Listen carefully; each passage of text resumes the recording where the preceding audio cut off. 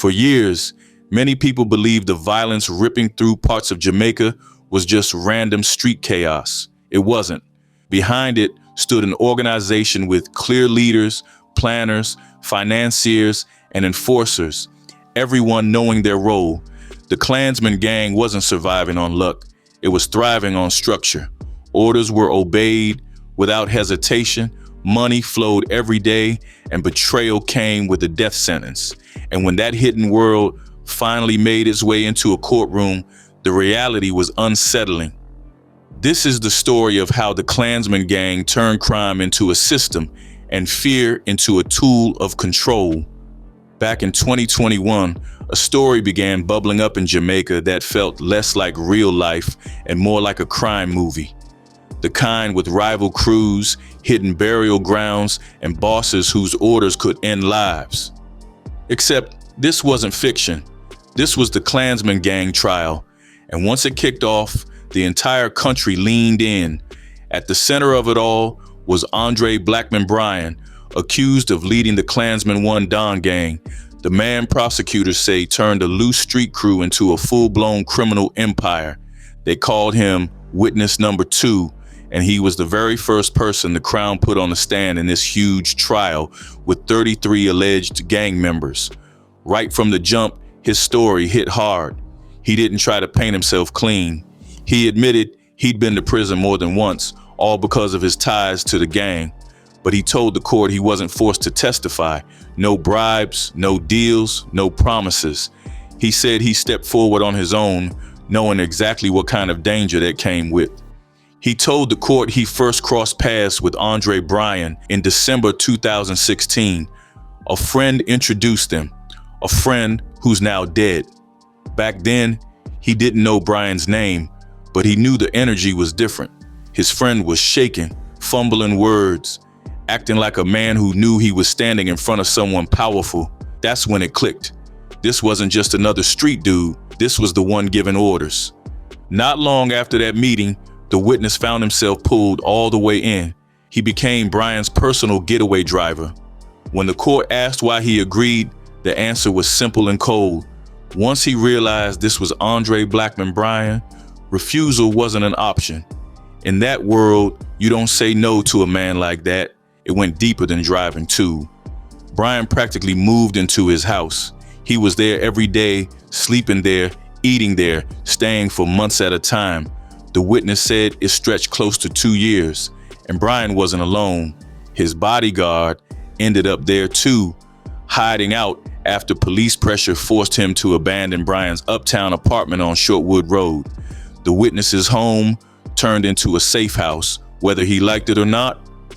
When the witness appeared in court by a video link, he didn't flinch.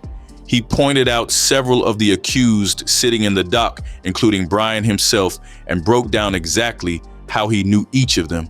Then he went straight into the murder that shook Meadowbrook in 2017, the killing of a man known as Dooley at the Price Right. Most orders, he said, came from the gang's headquarters on Jones Avenue in Spanish Town. But this one was different. This plan was cooked up inside his own house. The reason was territory. Dooley was believed to be running Thompson Pen, an area controlled by a rival faction loyal to Tesha Miller, the jailed Klansman boss. To Bryan's crew, that meant Dooley had to go. The first attempt failed, so they circled back and finished the job. Bryan wasn't even there when it happened. According to the witness, he was at the house with a woman, relaxed. When the news came through that Dooley was dead, Bryan allegedly smiled and said it had been a long time since he killed someone, then went upstairs like nothing happened. When prosecutors asked why he kept calling them a gang, the witness didn't sugarcoat it.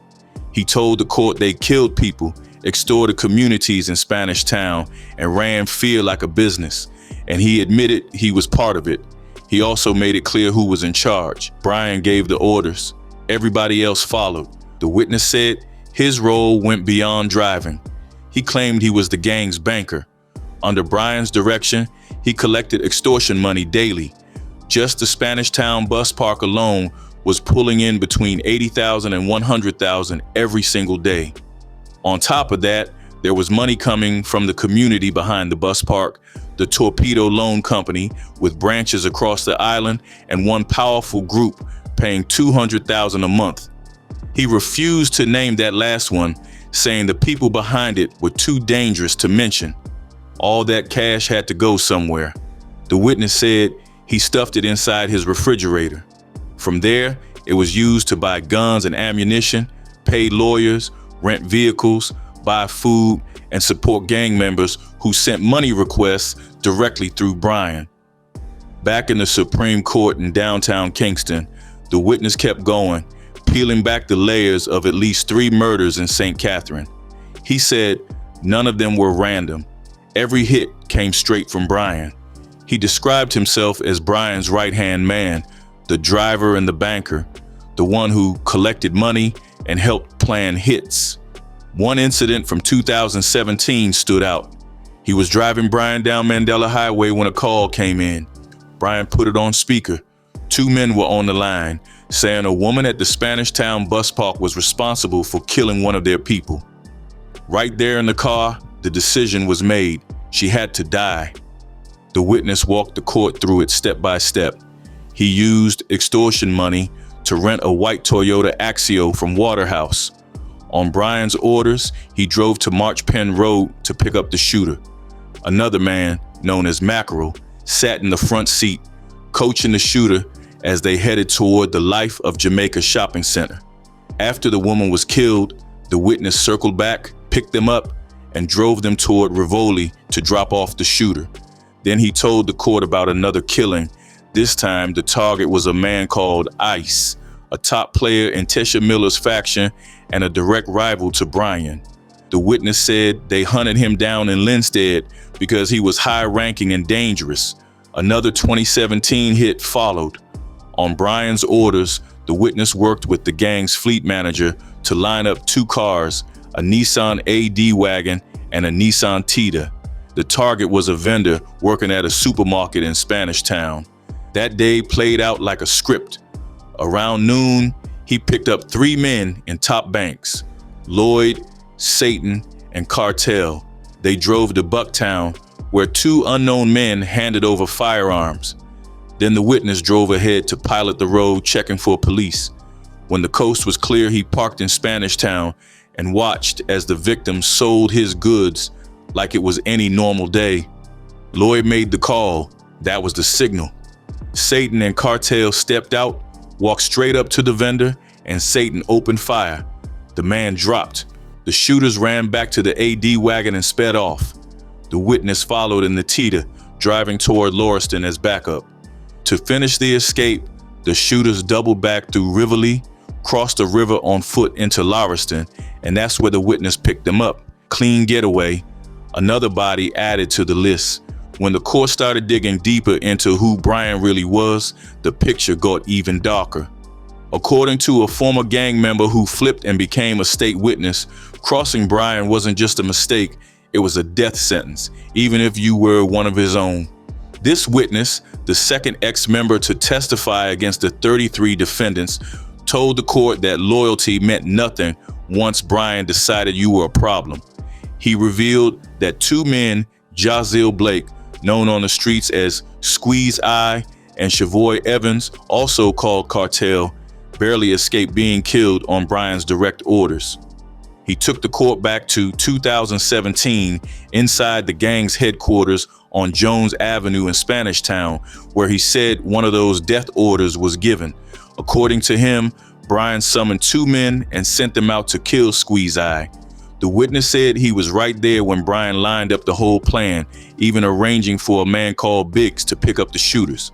Bryan wanted Squeeze Eye gone, and he wanted specific people to do it. The witness then broke down the growing tension between Bryan and Cartel. It wasn't just personal, it was dangerous. He told the court that Bryan believed Cartel was an informer and wanted him eliminated. The beef got worse when weapons entered the mix. The gang, he said, was loaded with AK-47s, and Bryan ran tight control over every bullet. One New Year's Eve, Cartel took one of the AKs and started firing shots into the air.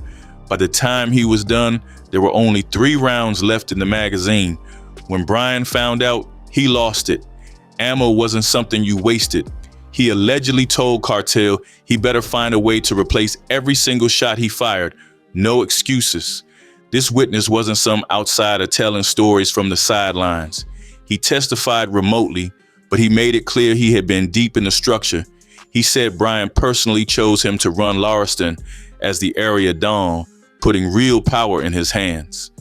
He'd grown up with many of the accused, watched them turn from kids into soldiers, and he was now breaking down their roles one by one for the court. At one point, the weight of it all caught up to him. He broke down in tears when he admitted that his best friend was sitting right there among the men on trial. The streets they ran together had now turned into a courtroom battlefield. The witness also exposed how the gang kept control. According to him, Rivoli and Waterloo Lane weren't just communities. They were where the gang held their own version of court, a kangaroo court. That's where members were disciplined, beaten, or killed if they stepped out of line. He explained how it worked. If your name came up, you were expected to show up. If you didn't, they would come find you and beat you. And if the group decided you were guilty, that was the end. But even then, the final call always came down to Bryan. His word was law. To show how real it was, the witness shared a moment that still haunted him. He said he had to beg Bryan to spare the life of a shooter and foot soldier named Stenneth, also known as Michael Whitley. That's how close death was in that world. One decision, one vote, one moment. As he closed that part of his testimony, the witness laid out the chain of command. Bryan sat at the very top. Under him was the witness himself, and just below them was a man known as City Puss. That was the structure, simple, ruthless, and built to keep fear alive. By March 2023, the long road finally caught up with Andre Blackman Bryan. After years of fear, bloodshed, and silence, the court finally brought everything to a halt. He was found guilty of leading the One Don faction of the Klansman Gang, a crew that had been terrorizing communities on the outskirts of Kingston like they ran the place. Then, in October 2023, the final verdict came down. Andre Blackman Bryan, 38 years old, once known as a musician on the side, was sentenced to 39 years and 6 months behind bars. But Andre Blackman Bryan wasn't the beginning of this story, and he definitely wasn't the top. Tesha Miller was supposed to be just a welder. That's what the paperwork said. But in the streets of St. Catherine, Jamaica, his name carried a whole different meaning. Folks knew him as the man running one of the most feared gangs in the country, the Klansman Gang. And Spanish Town, that was his stronghold, a place already known for crime, but under Miller, it ran on his kind of order. The kind gangs enforced with fear, not rules. Ask anyone in Jamaica about Tesha Miller and the Klansman Gang, and you'll hear stories that sound like movies, except they're real. People swore the gang had political ties, especially to the People's National Party. They were locked in a long, bloody feud with a rival crew called One Order. Businesses across St. Catherine got squeezed for money, and anybody who didn't pay felt it fast. For years, Miller stayed one step ahead of the police, slipping through their fingers like smoke. What made his story even crazier was how often he beat cases. In 2005, he walked free after being charged with killing 3 people. In 2010, another murder charge fell apart because there wasn't enough evidence. Still, the law caught him on other things. He got 7 years for an illegal gun and 15 for robbery, though he tried to fight that sentence too. Then came the murder that shook the whole island. In 2008, while Miller was behind bars, Douglas Chambers, the head of the Jamaica Urban Transport Company, was gunned down outside his office, just standing there, smoking a cigarette, minding his business. Then it was over. The execution was so cold, so bold, that the government gave Chambers an official funeral. People saw him as a rare public servant, actually trying to clean things up, a skilled accountant working to fix a broken system. even though the job barely paid him for the stress. After Chambers was killed, the whispers got louder. Tesha Miller's name came back into every conversation. The Klansman Gang was already known for terrorizing Spanish Town and the areas around it, especially by extorting money. Transportation was their favorite target. It was steady cash every day. Rumors flew that Chambers had refused to pay for protection. Others said he'd made enemies by cutting staff to save money. Nobody could prove any of it. All anyone knew was that he tried to use taxpayers' money right, and it might have cost him his life. By October 2010, the streets were boiling. Spanish Town had turned into a war zone. The Klansman Gang and the One Order Gang were deep into a feud that had been burning for more than 10 years, and now it was exploding. In just 2 weeks, 6 people were killed. The police finally made their move and arrested Tesha Miller, officially labeling him the man leading the Klansman Gang.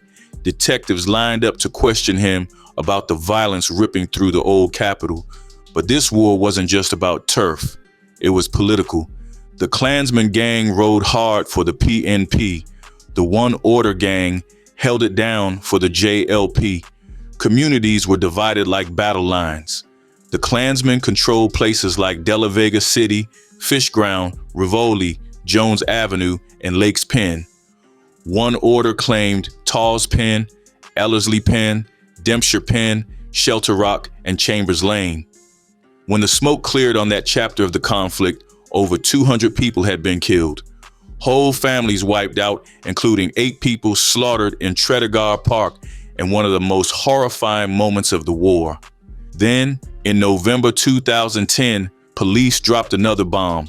They arrested a woman they identified as Tesha Miller's spouse, 29-year-old hairdresser Shanique Thompson. She was picked up in a targeted raid and charged with money laundering and possession of criminal property.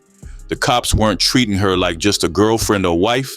They believed she was high up in the gang herself. She got bail, $500,000, but her life got locked down. No travel documents, stop orders at the airports, bank accounts frozen. She had to report back to court in January 2021 with the police watching her every move. Investigators also revealed she was the daughter of a woman who shared a child with Miller, tying her even deeper into the inner circle. The whole thing was a tangled family web, and every strand led back to the Klansman Gang. The arrest was a major step in the mission to break the gang's backbone. Deputy Commissioner Fitz Bailey, who oversaw the crime portfolio, praised the investigators, calling their work sharp and precise. He said the way they tracked the gang's operations was first class and already disrupting how they moved.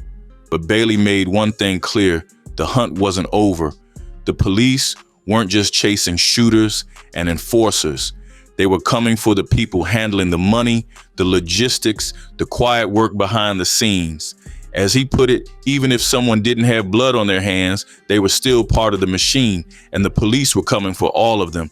After Miller slipped free from gun and robbery charges in 2013, he didn't stick around to celebrate.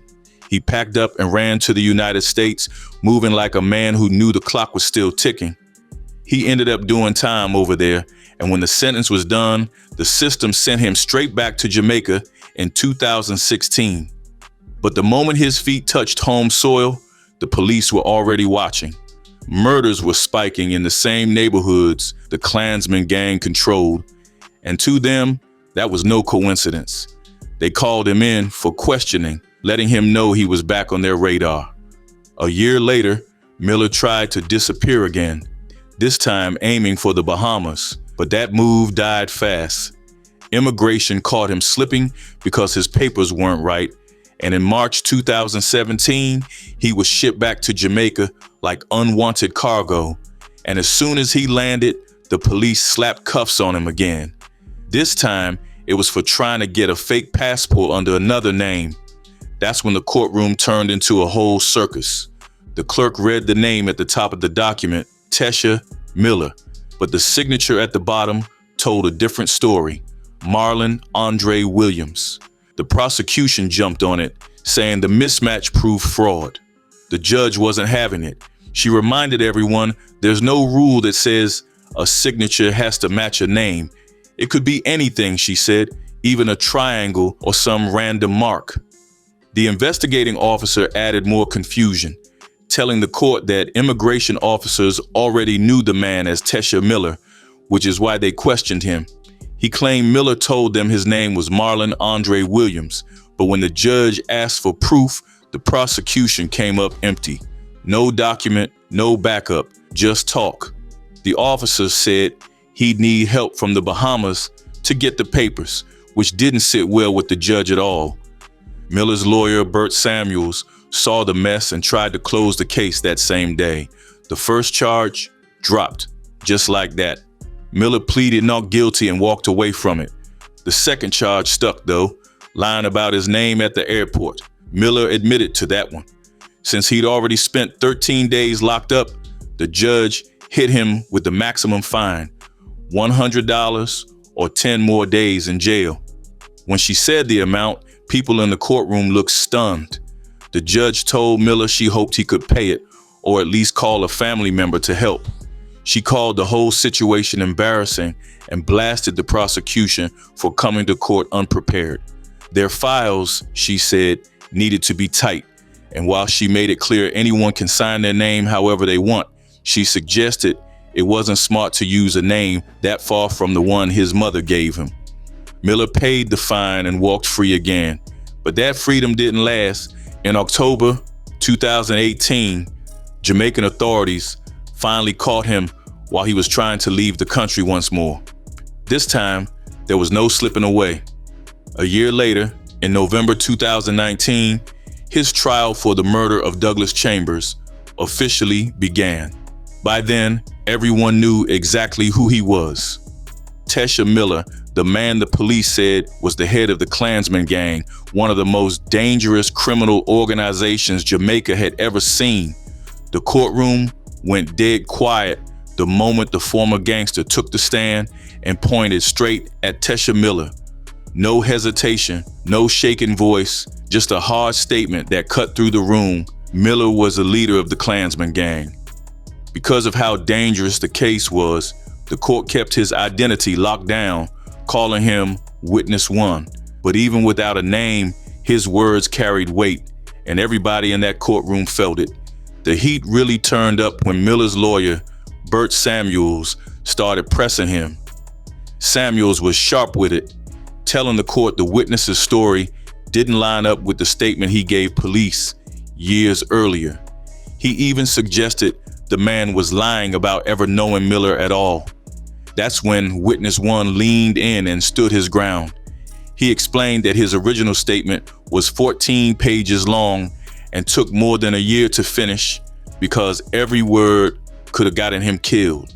Still, he said everything he was telling the court now was the truth, no matter how ugly it sounded. Earlier in the trial, the prosecution exposed a big contradiction. In his first statement, Witness One told police the leader of the Klansman Gang was a man called Blingers.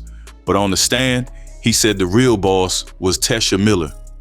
When the prosecutor asked which one was true, the witness broke it down simple. The Klansman Gang worked like a business with one top boss. Miller ran the whole thing. Blingers was just an area leader. He admitted he gave the police Blingers' name on purpose, just to keep them from asking about Miller. Talking about Miller, he said, was a death sentence. Then came another slip. In his written statement, Witness One said he'd only known Andre Blackman Bryan, the man accused of running a breakaway faction of the gang, for about a year.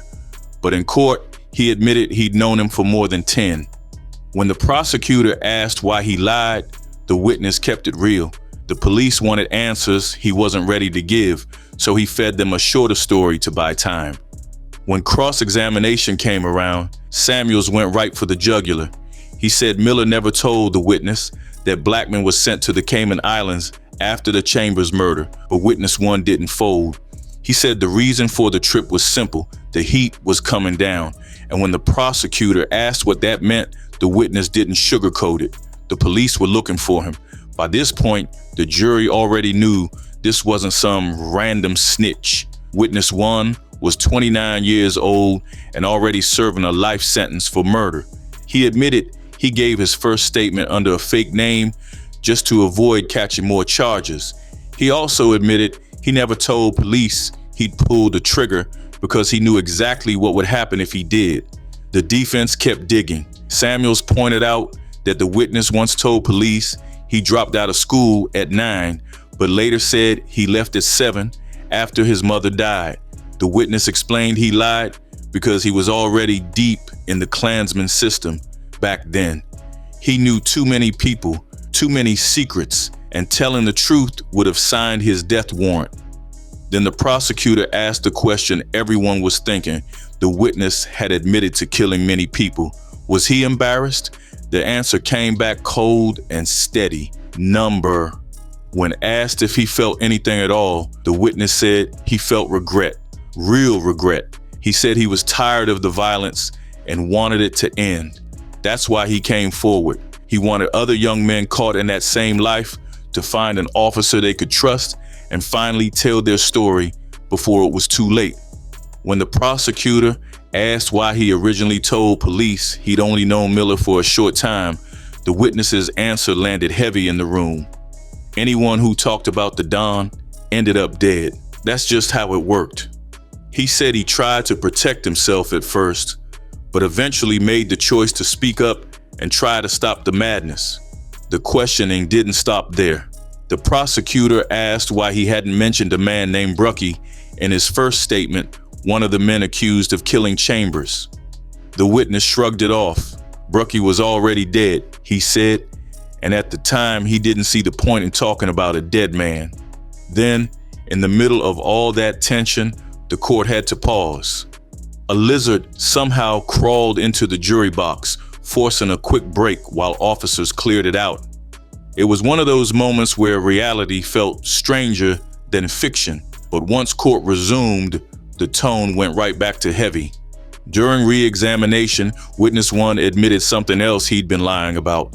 He had told the court he was a single youth with no family. The truth was darker. He said he did have family, but 13 of them were already dead. He stayed away from the rest because of the statement he gave. If he got too close, they might die too. So he told people he had no one, just to keep them safe. When everything was finally laid out, the defense had nothing left to stand on. The jury came back with a guilty verdict on every charge. The judge didn't hesitate. Tesha Miller was sentenced to 38 years and 9 months in prison. When Justice Fraser finally dropped the sentence on Tesha Miller, she made one thing clear. This man showed no remorse, not a single sign that he felt sorry for the damage left behind. In her eyes, change couldn't even begin until he owned what he'd done. Miller stood there and said he was innocent, but the judge wasn't moved. His lawyers immediately signaled an appeal, and the director of public prosecutions, Paula Llewellyn, fired back just as fast, promising her office would fight to keep the conviction standing. But while Miller was busy trying to flip one case, another storm was already forming. The alleged leader of the Klansman Gang wasn't just fighting a conviction anymore. He was getting buried under fresh charges. The Office of the Director of Public Prosecutions announced that Miller and 24 other men were arrested and charged under Jamaica's anti-gang law. All of them were hauled before the court together, and the message was clear. This wasn't just about one man anymore. According to the ODPP, this group was the Tesha faction of the Klansman Gang, with Miller at the top. They were accused of running a full-blown criminal operation tied to murders, attempted murders, robberies, and illegal guns and ammunition. The state says these crimes went down over a 5-year stretch from August 2017 to August 2022, all across St. Catherine. After months of delays and back and forth, the trial finally got a real start date, February 2nd. That date came after Supreme Court Justice Dale Palmer stepped in and shut down another long delay. The Crown had originally wanted to push the trial all the way to June, claiming they still had critical evidence to organize, but Justice Palmer wasn't buying it. When the court reconvened in the Home Circuit Division, Palmer made his position loud and clear. Pushing this case back again, he said, would only bury it deeper in the system, maybe even into next year. And he wasn't about to let that happen. He acknowledged the pile of issues both sides raised: DNA reports, cybercrime evidence, missing transcripts, crime scene material, but still said 2 weeks was more than enough time to sort it out. In his view, this case had already dragged on too long, nearly 2 years, with a massive case management phase and a trial date set since April of the year before. His message was simple. If the Crown planned to use all this material, they should have had it ready a long time ago. And when he talked about the Crown, he meant the whole state, not just the prosecutors sitting in the courtroom. The resources were there. The urgency just hadn't been. Still, he allowed a short adjournment, a 21-day pause, not for the prosecution, but for the defense. Their lawyers had been complaining that prison officials were blocking access to their clients, stopping them from reviewing evidence and taking proper instructions. This brief window was the last chance for them to get aligned before the trial kicked off. All of this was happening even though the Chief Justice had already issued a direction back in April 2024, allowing electronic disclosure in criminal cases across the island. Justice Palmer said he'd been assured the issues were finally being fixed and that the short delay would actually help the defendants prepare properly. So now the clock is set. On February 2nd, 2026, the trial begins with the first of 99 prosecution witnesses. The judge also made it clear that witnesses can disappear for all kinds of reasons, and the court wasn't waiting around. If the Crown said they were ready, then it was time to move. Before wrapping up, the court approved subpoenas for 50 civilian witnesses and put the police witnesses on notice to be ready. Bail was extended for Dr. Paul Robinson, but the rest of the defendants, appearing by Zoom, were sent straight back into custody.